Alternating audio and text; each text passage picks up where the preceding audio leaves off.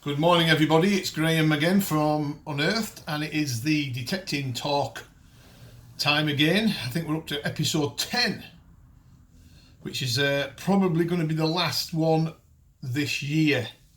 And the reason is because I'm becoming extremely busy with Unearthed at this time of the year. We're extremely busy with customers, etc. But I'm also going to be doing some more YouTube videos and filming regarding finds that people can make with their detector. So if you looked at the previous video or film we put up a couple of days back, it was the Roman brooch, or featuring the Roman brooches that can be found here in the UK. So we're going to continue them themes throughout periods of history, from coins, artifacts, hopefully right up to sort of Georgian Victorian times. So let me know what you think of them videos, if they're worth continuing. We did get a lot of good feedback. However, I'm not finding that there's many comments coming on the thread regarding the YouTube video itself. So it's difficult to gauge if it's going to be a popular theme and worthwhile doing, or it's going to be one of them things that's dead in the water. So it's only you guys that know if it's going to be worthwhile me continuing. So that's the information that's coming up in the future. We may start these detecting talk sessions again in the new year. We've got plenty of material out there. It's just getting the time to do it. I think that's the key. What I'm going to do with this film, I'm going to move it slightly forward because I am struggling to see anything on that screen today. Let's see if I can move that. There you go. That's me. Now, if I look like a Michelin man, the reason is it's absolutely freezing up here in this small warehouse we've got at Unearthed. This is where we do a lot of repairs and a lot of testing of machines. And we've got no heating at the moment in here, so it is Baltic. So I've got about 3 layers under there. So don't think I've eaten too many mince pies. The reason is I've banged loads of layers on to keep warm. It's Baltic. It must be -2 or 3 out there today. So if I do look a bit on the chubby side, it is down to my layers. Right, folks, we'll start. We've got a bit of material today. We're cram-packed full of information on this episode, number 10. And we're going to start off with a question that was asked to me by email last week by a gentleman called Alan. Now, I've got the slip of paper in front of me.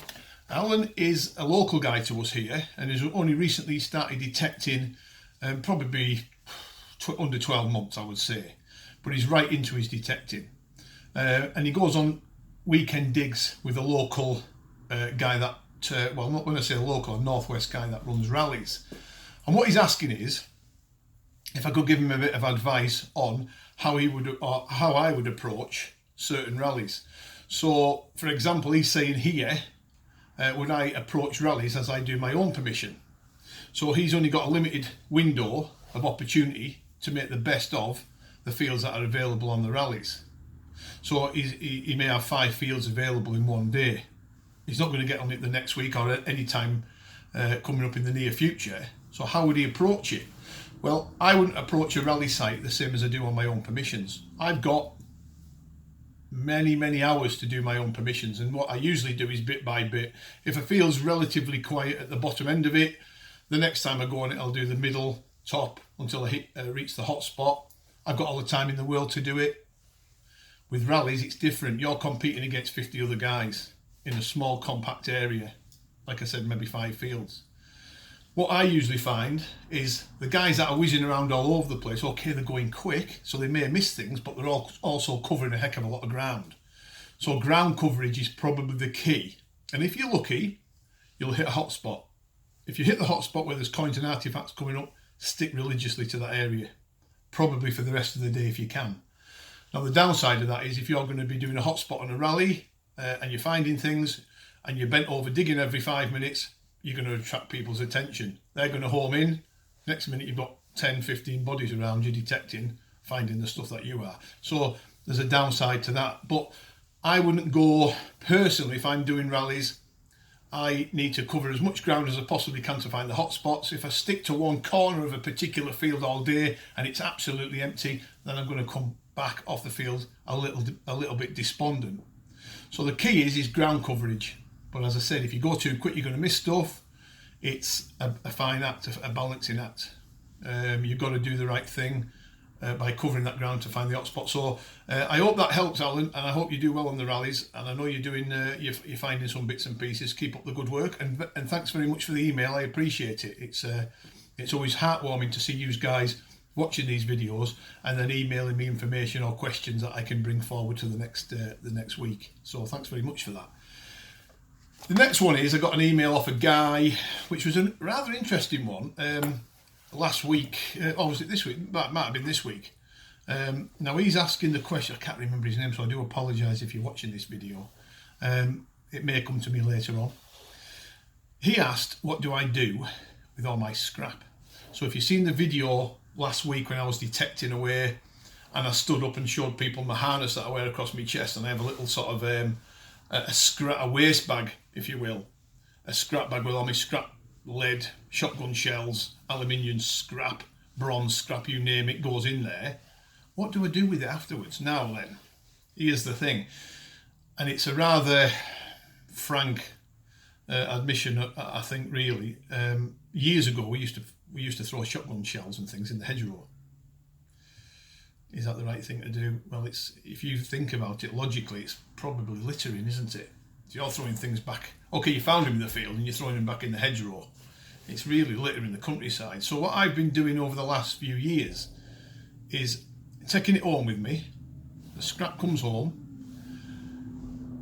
Get yourself that a B&Q. You're probably thinking to yourself, where's this going? Why all of a sudden we're talking about B&Q? But there's method in my madness. If you go down to B&Q, they sell orange buckets, a couple of quid a piece. What I did, about 3 or 4 of them buckets, lined them up, black marker, wrote on the first one lead, second one bronze, copper, third, fourth one aluminium, scrap, whatever. And what I do is I segregate my scrap. It only takes about 15 minutes, 20 minutes, if that. Even less than that if you've not been digging a great deal. And just throw your scrap in the buckets. Separate it out, your copper coins that you don't want and your bronze stuff in that bucket, your lead in that bucket, and so on and so forth. And then gradually over the year, this scrap in the buckets will build up depending on how much you go out detecting. And then what you need to do is go down to the local scrapyard and weigh it in. Now, it's a really good way of getting some income back for your detecting. So, for example, there's guys around here locally that are detecting the beaches and they're picking up all the lead weights that have been lost by the fishermen over the years. And they're weighing it in at the end of the year and they're getting something like 90, 100 quid back. Now, that's going to pay for accessories, it's going to pay for your batteries, it's going to pay probably for your fuel in some respects when you're going back and forth detecting in different areas. It's not a bad way of making a few quid, but it's also a good way of getting rid of the scrap out of the fields and putting it to good use into recycling. So I do have to admit, hand on heart, that I used to throw shotgun shells. I did throw a whole host of copper coins and things in the hedgerow, but certainly my shotgun cartridges, because we used to find dozens of them, you should sling them in the hedgerow. But when you think about it, sit back and think about it, it's the wrong thing to do. So don't beat me up too much, guys. We're all human at the end of the day. It's wrong of me to do it years back, but you live and learn, and education is the key. Doing the right thing is the key. So I have learnt my lesson, and my detecting partner, he does the same. He scraps all his stuff, and I think many detectorists up and down the country now are recycling and weighing in their scrap lead, etc. Can only be a good thing. Can only be a good thing. So that's hopefully answered the question to the guy. I think his name's William. Anyway, if you're not called William, I do apologise. So I hope that helps, and I hope that's answered the question as well as best I could. Weigh it in, get a few quid back for it. Happy days. Right, just let me look at my notes, folks, because I've got a few here, emails and questions being thrown at me. I'm not going to be able to get them all done today, so what I might do is keep these 2 or 3 back for next year when we do the next detecting talk video, or if I decide to do one in December. Right. Now then, this is interesting. So there's one gentleman, let's have a look. He's got it down as Mr. Erin. Mr. Erin. He hasn't put his first name. He's asked about my clothing that I wear when I go detecting. Now, for years and years, when we were young, we never used to bother about all this wet weather gear. We were big and tough. We used to detect in the rain in just a jumper, for God's sake. As you get older, things change. You feel the cold more and more each year as you get older. I certainly do, and maybe I'm becoming soft. Never used to bother me the cold, right up until I was 40 odd. Never bothered with the cold. Never even used to wear gloves out in the cold walking the dogs. Now I put a pair of gloves on and a hat. So things are changing. So the gear I use to detect is usually hard wearing gear. Now there's gonna be a bit of a debate raging is, why do people wear camo all the time when they go detecting? The reason why people buy camo gear is because it's built for the outdoors. Some of it's military spec, it's hard wearing, and it's warm and comfortable. So I wear a waterproof soft shell type jacket which is lined, and it's warm, it's got plenty of pockets in it, and it keeps my core temperature when I'm out detecting for 8 or 9 hours in the winter at a reasonable level. But I've also started wearing a snood around here, and it makes a huge difference. If you wear your snood, this area, because you're bending over, you're looking down all the time, your neck can become exposed. If you wear one of them cheap snoods around here, tucks in down here, it keeps all this warm, and it makes a huge difference. You'd be surprised how much warmth that holds in just on your neck. And I've only just started wearing these the last couple of seasons, and they're a fantastic thing. So that's one tip I can give you. But the stuff I wear is the stuff that we stuck on our website, believe it or not. I'm a great believer, if we're going to sell it to detectorists like you guys out there, it's got to do the job. There's no point in selling some of this cheap rubbish that's out there that people sell that only lasts 6 months. It's a no-brainer. If I use it, it's got to be right, because I put it through its paces. So if it's not up to the job and breaks, then it's no good, we won't stock it. And believe me, my nickname's Wreck-It Rushy. That's what some of the guys call me, and my detecting partner calls me, because if it isn't up to the job, I'll expose it. I'll rip it, it'll open up, it won't work properly, it'll fail. If it's not robust enough, it's not up for the job. Now, pants wise, I will always wear these when I go detecting, all year round, even if I'm detecting in the summer. And these are my detecting pants, detecting trousers that we've got on our website for sale. Now then, the camo, okay, some people don't like camo. I personally like it because it's outdoor stuff. It blends in nicely. You're not going to stand out in the middle of the field with a big orange jacket on or anything like that. These things blend in nicely. They're hard wearing, they're warm, but the beauty of this is it's got these built-in knee pads, so you can see an outer plastic shell, but inside here, and you can see my finger going inside for the knee pad itself, it's all sponge. So when you're bending down on the field, in flint fields, stony fields, wet grass, wet mud, this is going to offer protection to your knees, because believe me, if you've been detecting as long as I have, 30 odd years, your knees, because all the bending down you're doing, digging, your knees will eventually succumb to it. Believe me. This offers that protection against cold, wet, stones. Have you ever knelt down on a bit of flint or a stone? You're in agony. So this offers that protection for your knees. They're brilliant, brilliant trousers. They're hard wearing, they last long. The other thing to consider with these is it's got many pockets. So I think you've got 2 at the front, a couple at the side. You've got middle pockets on the legs. But it's also got a system built into it for side adjusters. Now, let's have a look if we can see it. There they are. Just going to make out this flap. So you don't need a belt. So if you put these on and they're a little bit slack, you open that up, you pull it back onto the Velcro, it draws it in like a drawstring. So they're extremely good detecting trousers for the detecting job. We sell hundreds of these pants through the year. However, sizes are difficult. You know, we can stock sizes that we think are going to fit people. You won't believe the sizes that we get asked for, big and small. So if you guys are keen on these detecting trousers for yourselves to use, and you want to buy a pair, and this isn't, I've got to be careful, it's not a sales plug coming over because it sounds like that, but I'm only giving you the advice that you probably need to get the right gear.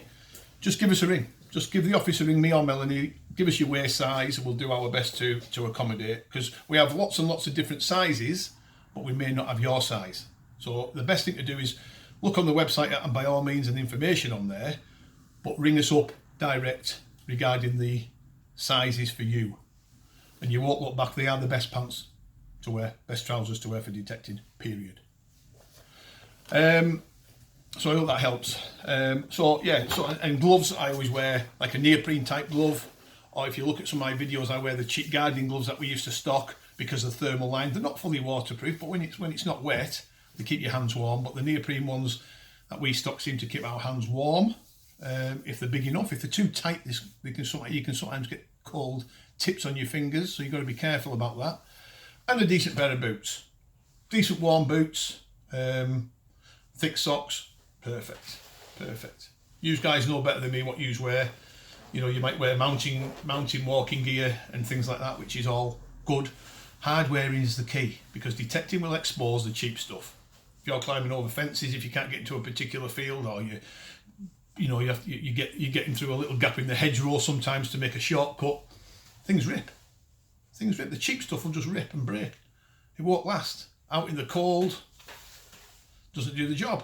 So keep yourself warm. If you're out in that field for 8 or 9 hours like we are, and we'll be out detecting this Sunday in the cold, 9 hours in the field, it can take its toll on you. So wrap up well. It's a no-brainer. You buy cheap, you buy twice. That's my opinion. So get the right gear, you'll be fine. Next one, moving on from that, is we've had a gentleman called Richard and his wife would like to come up and use a detector on our test bed. Now, I don't know if you guys know this, but here at Unearthed we've got the biggest test bed in the country. Period. It's probably 4 or 5 acres. It's a huge piece, with an area cordoned off where I've buried over the years different finds. So we've got bronze, gold, silver buried on there. We've even put a hoard in there as well, deep down about 20 inches, bedding itself in nicely. But some of them finds on our test bed have been buried down there for best part of 9 years. So they're really becoming embedded now. And the reason we do this is because it gives people an opportunity to use their detector, or the detector that they're thinking of purchasing off us, hopefully, to have a go and see how it works, and see how it picks up certain targets, and see what response it gets, etc. Now, it's almost as good as the real thing, and the reason is we've buried some of it in amongst iron. We haven't just gone out there and buried stuff at 3 or 4 inches randomly so people can just go over and pick up everything. The reason is some of it puts the detector through its paces. So we've buried coins and artifacts near iron, so it will register iron and the coin at the same time to test the machine's recovery speed. Some of the objects are buried fairly deep, up to 10 inches or more. The hoard's buried at nearly 20. It just gives people that opportunity to see what sort of response they're going to get off the detector on certain targets. Now, there's Roman coins even buried on there, copper coins, silver coins, all that kind of thing. But we're only open for people to come as an appointment. So we don't want all hosts. We don't need or don't want necessarily loads of people turning up with their detector saying, can I go on your test bed for an hour? We haven't got the time to do that. But if you're keen on doing it, folks, give me a ring. We can sort of book you in to come up and have a look at a particular machine if you're keen on it, and we can run you through the test bed. And happy days, it works. It's a really good thing we've got going there. However, this time of the year, believe it or not, it's only just stopping, the grass is only just stopping growing. And what I'm going to do is I'm going to take you out there now to have a look at the test bed, so you have an idea what it looks like. So I'm going to press pause and I'll see you guys very soon. Hello everybody, it's Graham again, and we're back. I don't know if you guys can see me. Yeah, you can. It's absolutely freezing out here, but let me just turn this round and you guys can see the Unearthed test bed. So all the targets out here that are buried, you guys can see, but look at the grass. Very lush grass. And we've got horses over there that are chewing that part down. But this all needs to be cut before we can get people on it. Now there's a reason also we've put the test bed up here, because there's power lines up there, so it gives people a good test of the machines if it picks up EMI. Now believe it or not, some of the brand new machines on the market this year, the ones that are taking the place by storm, get a lot of interference off that. Some do, some don't. So it's a really good test for the old electromagnetic interference. But there's the test bed, as you can see. It's a fair size. a lot bigger than you think actually. We've got all sorts of weird and wonderful finds buried on here for people to have a go at. So that's the test bed. I hope that helps. I hope that gives you an idea of what we're about. And keep watching for the finds identified videos that are going to be coming out in the next couple of weeks. I hope they're helpful, and I hope today's been helpful. So I'll catch you guys later, and wrap up warm if you're out detecting this weekend. Okay, thank you.